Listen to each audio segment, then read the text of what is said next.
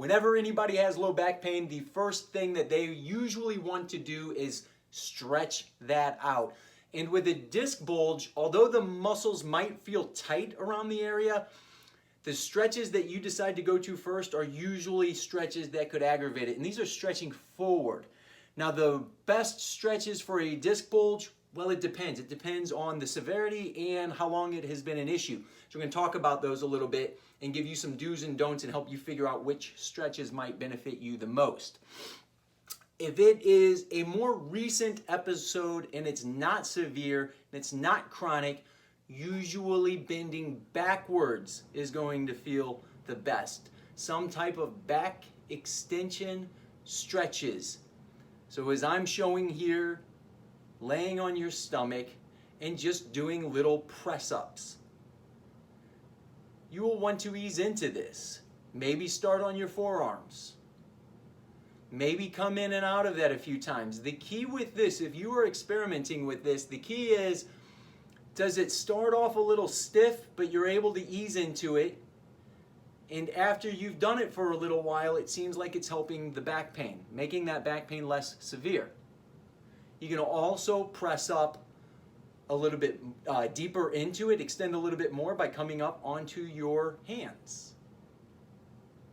It's the same thing. Does it seem like you ease into it? And especially when you are done, does it feel like it has relieved some of that back pain? Can you walk around? Can you sit? Can you do the things that were bothering it before and there's less pain? And if that's the case, then this is a good stretch for you. This is something for you to do several times per day.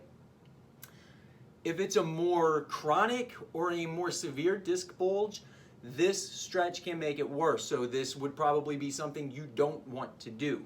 This might be, okay, I might need to see somebody about this here. So in those cases, what can you do? Probably not stretching it in any direction would be the best bet. The more you are bending it and moving it, I've talked about in other videos before, it's kind of like a cut or a wound. And every time you open up that wound, you've got to start that process all over again. So in some of the more severe cases, it's better just to leave it alone and not stretch it. Now you can stretch the surrounding areas. So you can stretch the backs of your hips, you can stretch the front of your hips. So as I'm demonstrating here, I'm doing what's called a piriformis stretch, or stretching the back of the hip.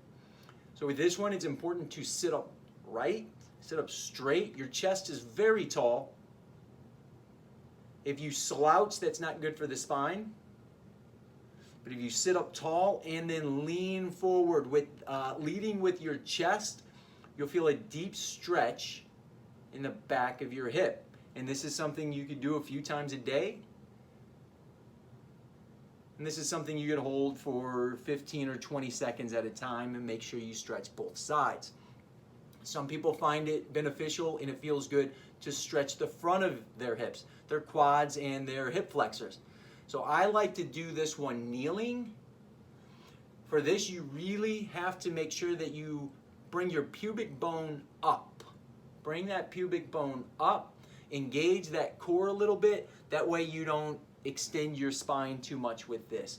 And then you're going to push through the hips, feel a stretch in the front of your thigh or in the front of your hips.